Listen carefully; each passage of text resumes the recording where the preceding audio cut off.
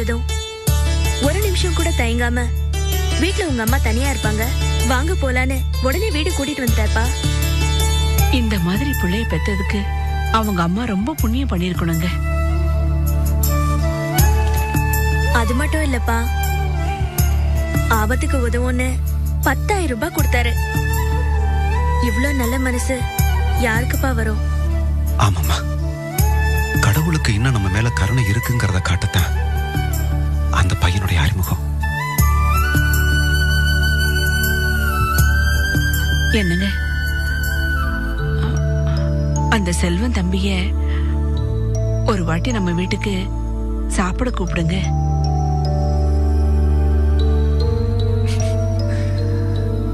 சக்தி, உன் அம்மா நல்லா வாங்கி கட்டிக்க போறா. இப்படித்தான் விருந்து வேட்டுன்னு வச்சு ஆடம்பரம் பண்ணி அழிஞ்சிட்டீங்கன்னு அவன் திட்ட போறான். ஐயோ, ரொம்பதான். இப்போது இந்த மாதிரி யோசிக்க ஆரம்பிச்சிங்களே.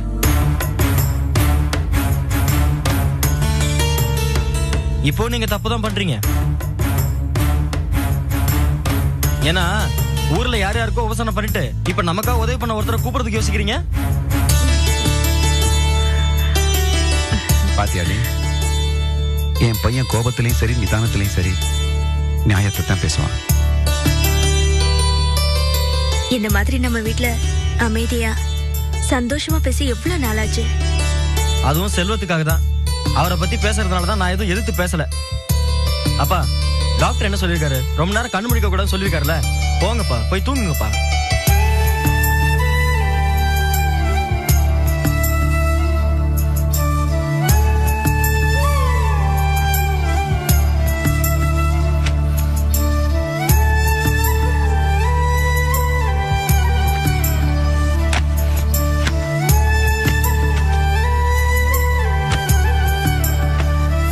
என்னங்க, என் மனசுல ஒரு விஷயம் தோணுது. என்ன? நம்ம சக்திக்கு செல்வ மாதிரி ஒரு மாப்பிள்ளை கிடைச்சா.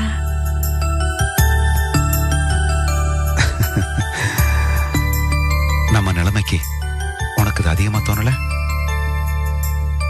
போ, போய் படு. நீ நான் கற்பனை பண்ணாத. போ.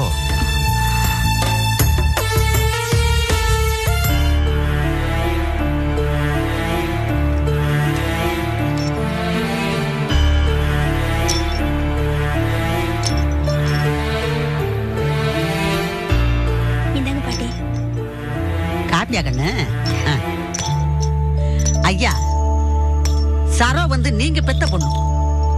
அவளை நீங்க தவறா நினைக்கலாமா? உலகமே தவறா சொன்னாலும் நீங்க தவறா நினைக்க கூடாதுயா. அவ உங்களை போல குணம் உள்ளவ. அவளை நீங்க தவறா நினைக்கிறீங்கன்னா உங்களை நீங்க தவறா நினைக்கிறதாகத்தான் அர்த்தம். அம்மா, உங்களுக்கு ரொம்ப நன்றி. நிலைமை நீங்க தெளிவாக்கின பிறகுதான் எனக்கே நிம்மதியா இருக்கு. என்னையா அது? ஆமாம்மா, அந்த பொண்ணு பாவம் வாயை மூடிட்டு எல்லாத்தையும் சகிச்சிட்டு இருக்கும் போதே இத்தனை பிரச்சனை. என்னைக்காவது தெரியாதனமா அந்த மாலை எதிர்த்து பேசிட்டானா என்னெல்லாம் நடக்கும் நினைக்கவே பயமா இருக்குமா? ஐயா, எதிர்த்து பேசுறதும் பேசாததும் ஒரு பிரச்சனை இல்ல. ஆனா அந்த புண்ணியவதி ராசம் இருக்காளே, அவளுக்கு ஏதாவது ஒரு சமாச்சாரம் கிடைச்சாலே போதும், அதை ஊதி ஊதி ஊதி பெருசாக்கி பெரிய பிரச்சனையே உண்டு பண்ணிடுவான். அதெல்லாம் இருக்கட்டும், இந்த பிரச்சனையில மாணிக்க மாப்பிள்ள ரொம்ப கோச்சுக்கிட்டாரா? அது எப்பவும் போறதா ஐயா? என்னம்மா பிடி கொடுக்காம பேசுறீங்க? ஏதோ விபரீதமா நடந்துருச்சா? மாப்பிள்ள சரோ அடிச்சுட்டார?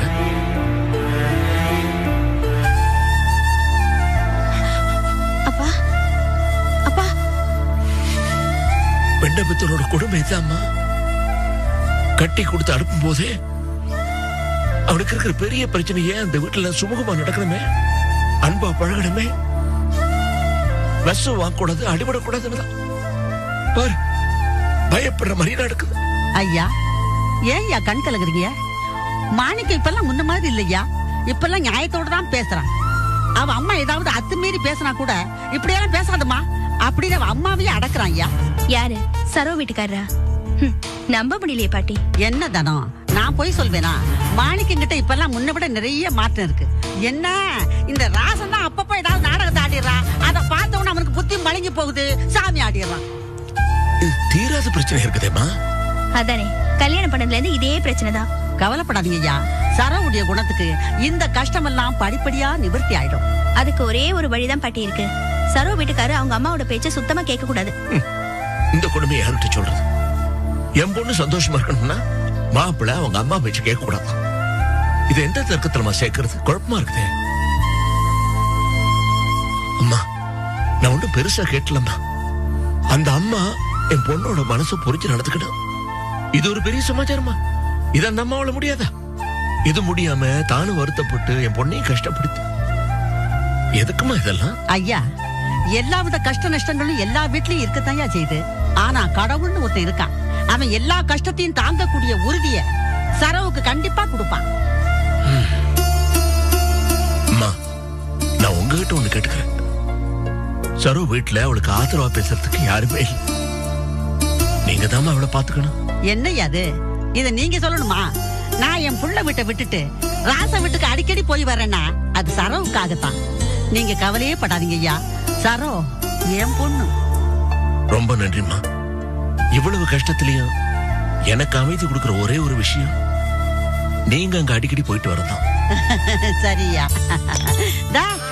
கண்ணே குட்டி, வா வா வா வா. கண்ணை பாரு, பராமட்ட மாதிரி. என்ன தானா உன்னோட நிறுத்திட்டிய? அடுத்த புள்ள பெத்துக்கிற மாதிரி இல்லையா? லீலாவை பாரு, ஒரே பிரசவத்துல 2 குழந்தை. போங்க பாட்டி, ஒருத்திய சமாளிக்கிறதே பெரிய விஷயமா இருக்கு. அடி போடி பைத்தியக்காரி. சரி ஐயா, நான் புறப்பட்டுக்கிறேன்.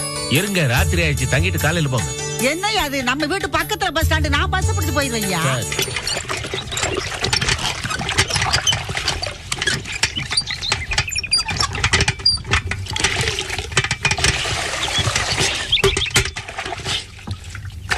என்ன வச்சு தர்ற? இங்க ஒரு குடம் வச்சிருந்தேன். என்ன பொண்ணுமா நீ? இப்படியே பொறுப்பு இல்லாம இருப்ப? நான் பார்க்கல என்ன ஆகுறது? ஒரு குடம் அனாதையா கிடந்தது. நான் தான் எடுத்து முத்தத்துல வச்சிருக்கேன். போய் எடுத்துருவா போ. போமா. ஆளப்படுற அறிவு இருக்கா உனக்கு? கோபி தனி கொடுத்து போற விஷயத்துல இந்த பொண்ணு நமக்கு எவ்வளவு ஹெல்ப் பண்ணிருக்கு. இப்ப நீ இந்த மாதிரி பேசினா அந்த பொண்ணு இங்க இருக்கிறத விட தனி கொடுத்து போறது பெட்டர் ஃபீல் பண்ணது. அடடா, எனக்கு இந்த ஐடியா வராம போச்சடா. அறிவு வேணையா? டேய், இந்த பார், அந்த பொண்ணு வந்தா கூட மாட ஏதோ ஹெல்ப் பண்ணு. அப்பதான் நம்ம மேல நல்ல அபிப்பிராயம் வரும். புரியுதா உனக்கு? சரியா சொன்னேன். இதெல்லாம் நான் சொல்லி தரமா? போயா வேலையை பார்ப்போம். இப்ப பாரு, கலக்கறேன் பாரு. விஜி குடுமா. அட குடு, நான் தண்ணி அரைச்சு கொடுக்குறேன் வா. டேய் டேய், என்னடா பண்ற? என் தம்பி பொண்டாட்டிக்கு நான் தண்ணி அரைச்சு கொடுக்குறேன். டேய், உனக்கு தம்பி பொண்டாட்டினா எனக்கு தங்கச்சிடா. இறச்சி வச்சு தண்ணி எடுத்து ஊத்துண்டா. போடா.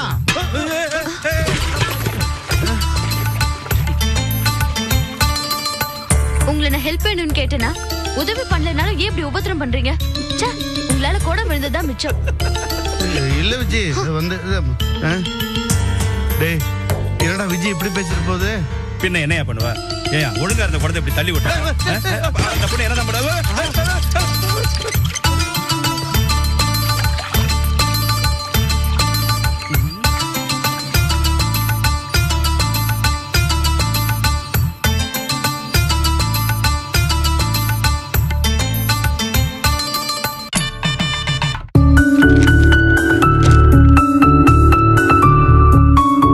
எஸ்எஸ் இந்தியாக்கு கூரியர் அனுப்பிச்சாச்சா?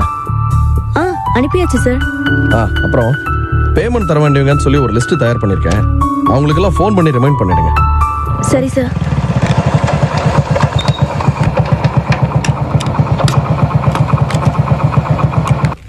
டேய் செல்வம், என்னடா இது? பார்ட்டி கிட்ட செக் கொடுத்தா பணம் இல்லைன்னு திருப்பி அனுப்பிச்சிருக்காங்க. பணம் இல்லையா? ஆமாண்டா.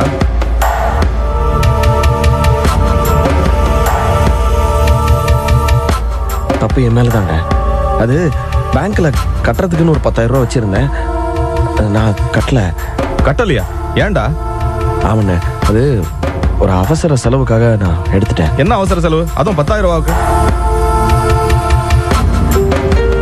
சக்திக்கு கொடுத்துட்டேன். சக்திக்கா? எதுக்கு? சம்பள அட்வான்ஸ் தான்.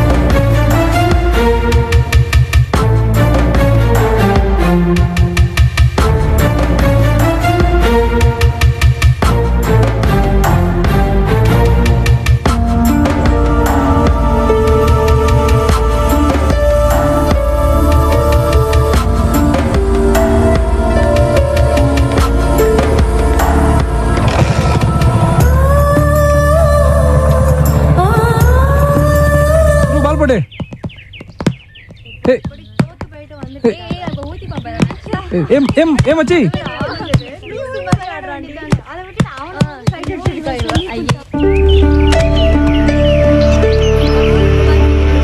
பந்த கொடுங்க. உங்க லட்சியத்துல பந்து எறிஞ்சு டிஸ்டர்ப் பண்ணிட்டேன்னு நீங்க இன்னொரு லெக்சர் கொடுக்க ஆரம்பிச்சிடாதீங்க ப்ளீஸ். தவறி விழுந்துருச்சு, பால கொடுங்க. நான் உங்ககிட்ட ஒன்னு சொல்லணும். அட ஆண்டவா, நான் தான் தெரியாம விழுந்துச்சுன்னு சொல்றேன்ல, கொடுங்க. அது இல்ல, நான் அன்னைக்கு உங்ககிட்ட ஒன்னு பேசினேன் இல்லையா? ஹலோ, சின்ன கரெக்ஷன். பேசல, லெக்சர் கொடுத்தீங்க. ஏதோ ஒண்ணு, அதுக்கு சாரி. சாரியா? ஆமா, அது வேற ஒரு ஆளோட வேலையா. நான் அது தெரியாம உங்களை அனாவசியமா சந்தேகப்பட்டு கண்டபடி பேசி ரொம்ப தொந்தரவு கொடுத்துட்டேன். அந்த பிரச்சனைக்கு நீங்க காரணம் இல்ல, சாரி. இட்ஸ் ஓகே, நம்ம பிரச்சனை அப்புறம் இருக்கட்டும். யாரோ உங்களுக்கு பிரச்சனை கொடுக்கறதா சொன்னீங்க, யாருன்னு சொல்லுங்க, கூப்பிட்டு கண்டிப்போம். வேணாம், அதெல்லாம் ஒண்ணு வேணாம். இல்லங்க, நீங்க கிராமத்துல இருந்து படிக்க வந்திருக்கீங்க, உங்க லட்சியம் பூரா படிப்பு தான். நாங்க அப்படி இல்ல, கேண்டீன்ல அரட்டை அடிக்கிறதும் வாலிபால் ஆடுறதுதான் எங்க பொழப்பு. நீங்க படிப்பு படிப்பு மேலும் படிப்பு. அந்த படிப்புக்கு இடையூறு தந்தா கண்டிக்கலாம்ல, அதான் கேக்குறேன், யாருன்னு சொல்லுங்க. அதெல்லாம் ஒண்ணு வேணாம், அன்னைக்கு நான் பேசினதுக்கு சாரி.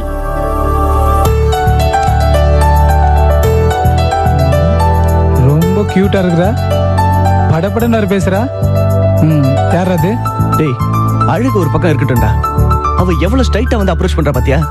நேத்து முகத்துக்கு நேரா வந்து போல்டா பேசினா, அதே தப்புன்னு தெரிஞ்ச உடனே இன்னைக்கு நேரா வந்து சாரி கேக்குற பாத்தியா? வெரி கிரேட் ராமச்சி, ரொம்ப வித்தியாசமான பொண்ணு. வாடா போலாம்.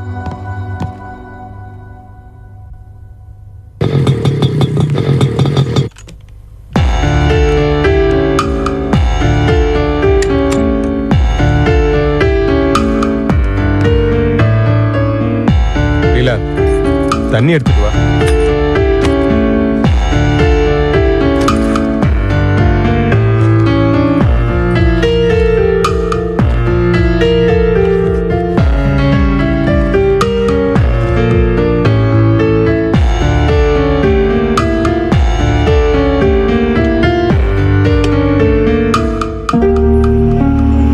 கடையில உங்ககிட்ட பேசினதை பத்தி மாமா என்கிட்ட சொன்னாரு.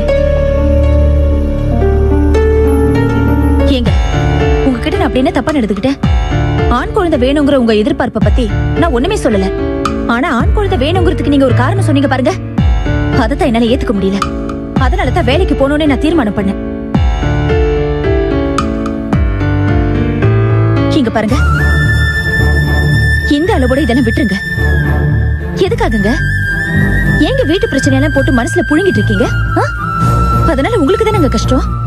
போற வர இடத்துல எல்லாம் தேவையில்லாத பிரச்சனைகளை உண்டு பண்ணிட்டு வரீங்க. போதுங்க, எல்லாத்தையும் விட்டுருங்க. ஓகே, இனிமேல் நான் பேசல. நீ இனிமேல் வேலைக்கு போறங்கிற பேச்சே எடுக்க கூடாது. என்ன?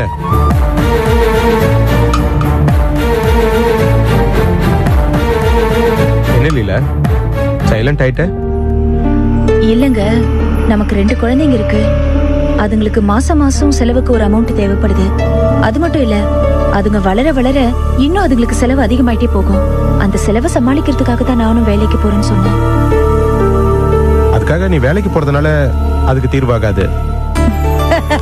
லீலாம்மா, ரவி கண்ணு, என்ன 2 பேரும் நல்லா இருக்கீங்களா? நல்லா இருக்கு. நீங்க எப்படி இருக்கீங்க? நான் நல்லா இருக்கிறேன்ப்பா. என்ன ஏதோ ஒரு முக்கியமான விஷயத்தை பத்தி பேசிக்கிட்டு இருக்காங்க. ஆமாம்மா. கண்ணுகளா, அடி குட்டிகளா, இது பாரு, கண்ணை பாரு. இந்த கண்ணு எப்பா மூஞ்ச பாரமா, அப்புறம் போலியா முட்டை கண்ணு போட்டு உரிச்சிட்டு வந்திருக்குமா. ரவி கண்ணு 2ம் ஒன்ன போலியா உரிச்சிட்டு வந்திருக்குப்பா. ரவி, உனக்கு ஒரு விஷயம் தெரியுமா? பொண்டாட்டி புருஷன் மேல எவ்வளவு தூரம் பிரிய வச்சிருக்காளோ அவ்வளவு தூரம் புருஷன் ஜாடையாவே பிள்ளைகள் பிறக்கும்பா. சும்மா ரீல் விடாதீங்க பாட்டி. குழந்தைங்க யார் ஜாடையில வேணாலும் பிறக்கலாம். நீங்க சொல்ற மாதிரிலாம் கிடையாது. அதுக்கு இல்லப்பா, உலக நினைப்ப சொன்னேன். அதுவும் இல்லாம ஒட்ட பிள்ளையா 2 குழந்தையா, அதுவும் தலைச்ச பிள்ளையா பெற்றிருக்க. நீ ரொம்ப அதிர்ஷ்டசாலிப்பா. ரொம்ப சந்தோஷம். பாட்டி இருங்க, சாப்பிட ஏதாவது கொண்டு. வேண்டாம் வேண்டாம், இந்த பிள்ளைகளை பார்க்கணும்னு ரொம்ப நாளா ஆசைப்பட்டேன். அதுக்காகத்தான் வந்தேன். அந்த வெத்தலை பொட்டி எடு.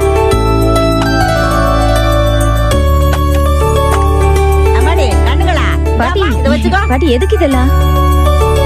இதுவா, நீ வச்சுக்கமா. வச்சுக்க. பாட்டி என்ன பாட்டி இதெல்லாம்? அப்படியெல்லாம் சொல்லாதம்மா, அதெல்லாம் சொல்லப்படாது.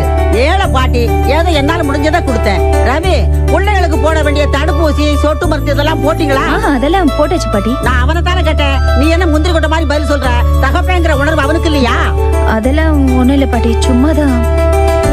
சரி, நான் பிள்ளைகளை பார்த்துட்டு உடனே கிளம்பணும்னு வந்தேன். நான் புறப்பட்டுமா? என்ன பாட்டி நீங்க எதுவுமே சாப்பிடாம போறீங்க? என்ன அது? இது என் பொண்ணு விடுமா? எப்ப வேணாலும் வருவேன், எப்ப வேணாலும் சாப்பிடுவேன், எப்ப வேணாலும் போவேன். சரி, நான் வரட்டுமா? வாங்க பாட்டி. அம்மாடி,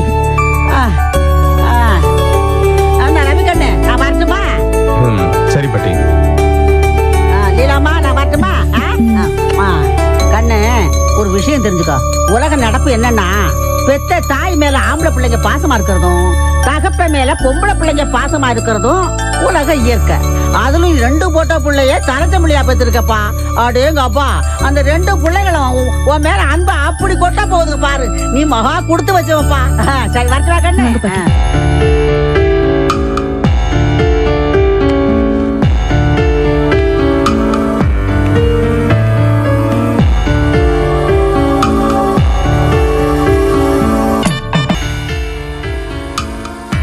ரொம்ப தேங்க்ஸ்ங்க. எதுக்கு? எங்க பாட்டி முன்னாடி ஏதாவது சொல்லிடுவீங்களோன்னு பயந்துட்டே இருந்தேன். மத்தவங்க முன்னாடியாவது உங்க மனசை மாத்திக்கிட்டு உங்க வெறுப்பை காட்டாம இந்த அளவுக்கு நடந்திருக்கீங்களே. நீங்க இந்த அளவுக்கு இப்படி நடந்துக்கிட்டது எனக்கு ரொம்ப சந்தோஷமா இருந்தது. இந்த நிம்மதியை நீங்க எப்பவும் கொடுங்க.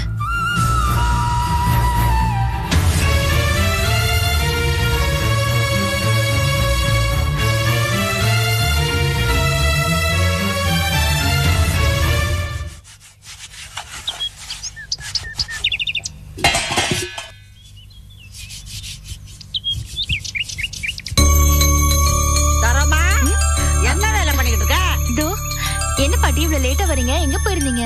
நான் இப்ப எங்க இருந்து வரேன் தெரியுமா? நேர லீலா வீட்ல இருந்து வரேன். எப்படி இருக்கா பாட்டி? நல்லா இருக்கா. குழந்தைங்க 2 எப்படி இருக்காங்க?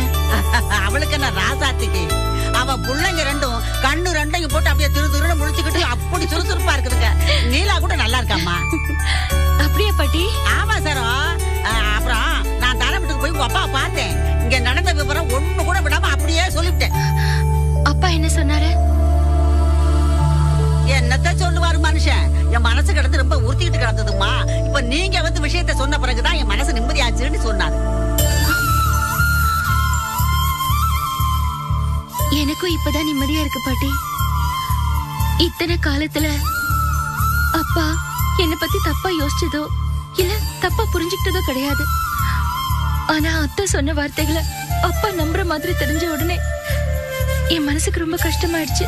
அத்தை சொல்லும் போது நீ இப்ப அமைதியா இருந்தா அவர் உன்னை எப்படி நினைப்பாரு? சூழ்நிலை அப்படி பாட்டி. அத்தை முன்னாடி நான் மறுத்து பேசியிருந்தேன்னா அவ்வளவுதான், அது வேற மாதிரி பிரச்சனையா இருக்கும். அதான் நான் அமைதியா இருந்துட்டேன்.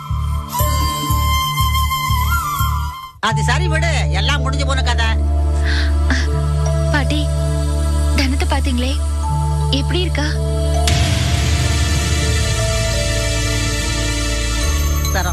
நான் மனசார சொல்றேன், இப்போ தனத்தை பார்க்கும்போது எனக்கு ரொம்ப சந்தோஷமா இருக்கு. நல்ல வீடு, பிரச்சனை இல்லாத பொழப்பு, நல்ல விதமா இருக்கா. அவ முகத்துல இப்பதான் ஒரு மலர்ச்சியே தெரியுது. வாழ்க்கையில அவ்வளவு தூரம் கஷ்டப்பட்டவா இப்பதான் ஒரு நல்ல நிலைமைக்கு வந்திருக்கா. அவளை பார்க்கும்போது என் மனசுக்கு ரொம்ப நிறைவா இருக்கு சரம்.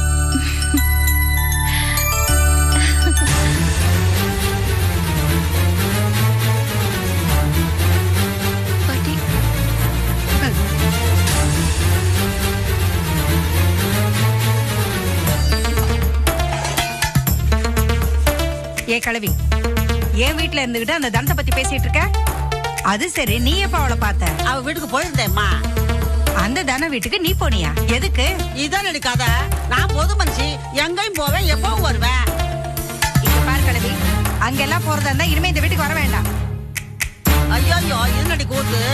எப்பவோ நடந்த கதையா மனசுல வச்சுக்கிட்டு இப்படி எல்லாம் பேசுறது நல்லாவா இருக்கு? எத்தனை வருஷம் ஆனா என்ன கிழவி?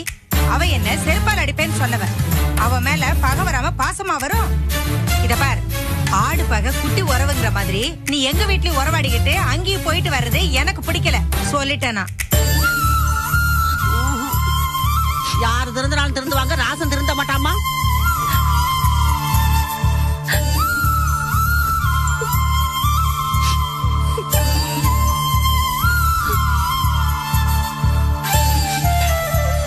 பாத்தீங்களா, இதுக்குதான் சொன்னேன். நல்ல வேளை அம்மா முழுசா கேட்க. நீங்க சொல்லிதான் பாட்டி போச்சுன்னு தெரிஞ்சதுன்னா அவ்வளவுதான்.